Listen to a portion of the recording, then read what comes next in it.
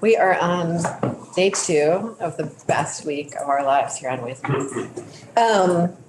And we are going to hear about another compact, which is very exciting. And I think we're going to start that. And my understanding is that maybe this compact's different than all the other compacts. It's like a little bit of a Passover kind of compact. Thank you for laughing at that joke, Nolan. And Lauren, do you want to come tell us about the compact? Okay, cool. And if Jen is coming? She's double booked. I told her we were starting. Cool, thank you. Is she going to come in the real life or in the computer?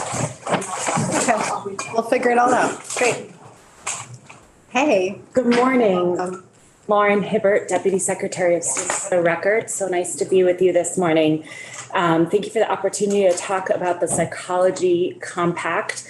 The Psychology Compact is a little different than the other compacts that I've testified in front of you for.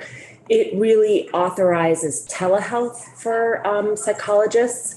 It does not enable psychologists to come into our state and start working on premises, except for on a very temporary basis. The Office of Professional Regulation is in support of the Psychology Compact, and I'll leave Nolan to talk about the fiscal impacts. There may be a slight fiscal impact, but not a significant fiscal impact to allowing the SIPAC to pass. But we do support the SIPAC. Thank you. Why is it different than the other ones?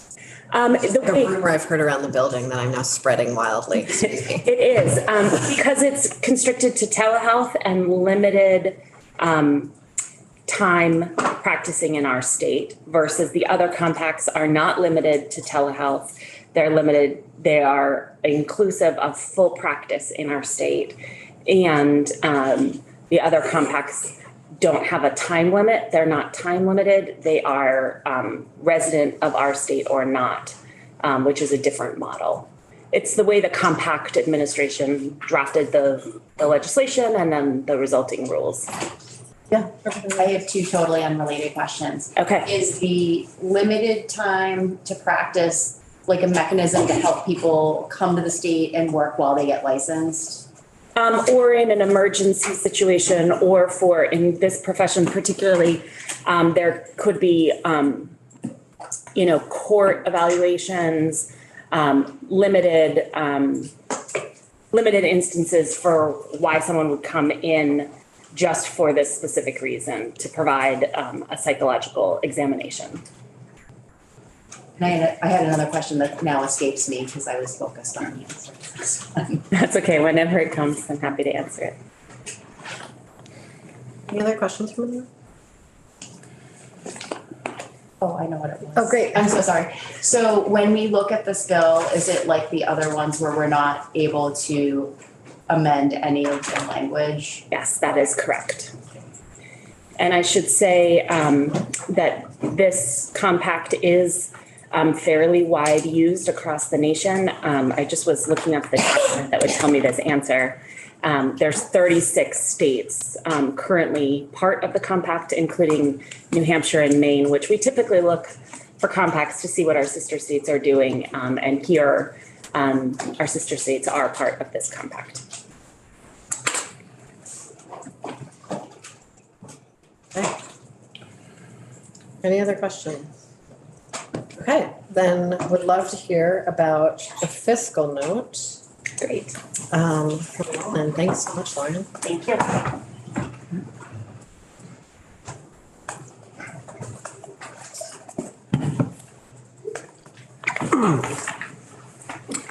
Record, Noel Nangwa, Joint Fiscal Office. 2 documents that are posted on your page.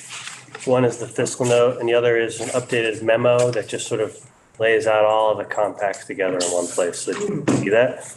Love that. I'll just keep this brief. If we go to the second page of the fiscal note and just go to the summary. The fiscal impact is in total, working with the Secretary of State's office and anticipating how many out-of-staters would have got Vermont licenses from compact states, et cetera. we estimate the revenue loss to be approximately 17,825. 15,900 of that is from a loss of licensing fees. And another 1,925 is from the loss of application fees.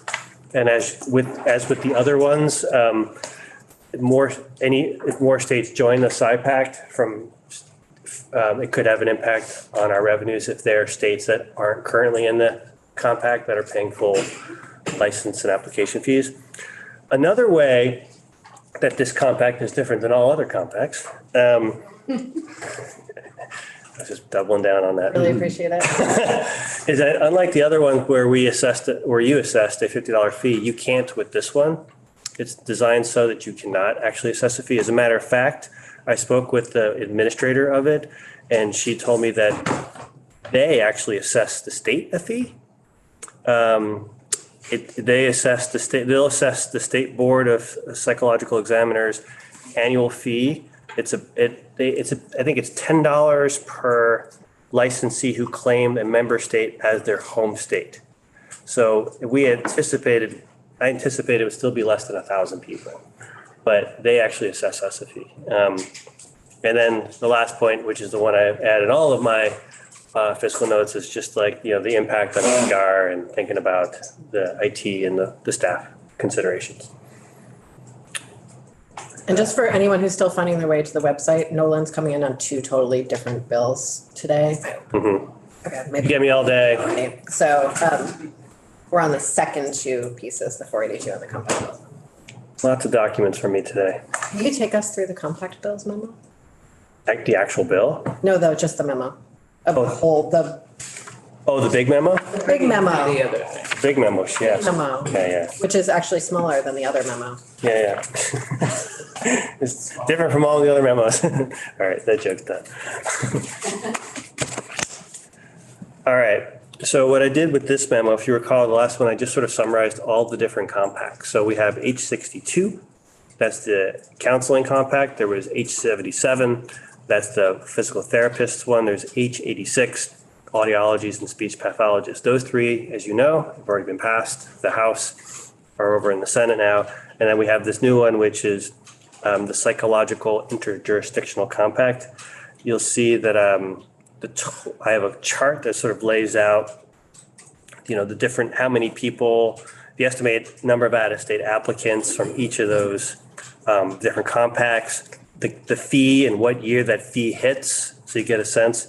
And so based on those, we think it'll be about a $68,000 impact for fiscal year 24, $54,800 impact in 25 for a 2-year total impact of $122,625.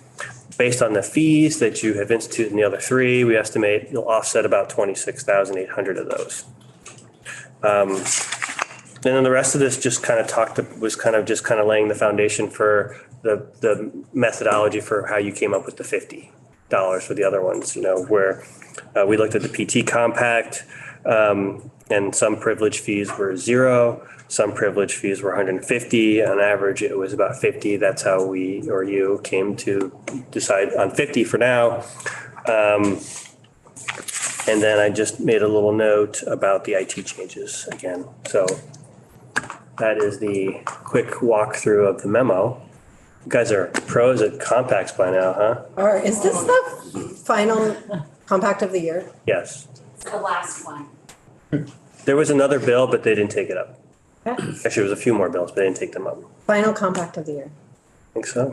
Or compacting the bills. So just to clarify, excuse me, just to clarify, Nolan, then for these 4 compacts, the total loss, as it were, to the state is 122,000? The estimated, yes, over a 2-year period. Yeah, right, over 2 years. That's not as bad as I thought. The issue is that OPR runs off of a fund and there are already shortfalls in the fund. Yeah. That's the issue. But we are solving sort of the problem of the shortfall in healthcare workers. That's the whole reason for doing Yeah, this. this gets into that whole policy versus the revenue, and the legislature has chosen it's a better policy worth the revenue shortfall. Yes, it does help with the workforce issues, absolutely. Thank you.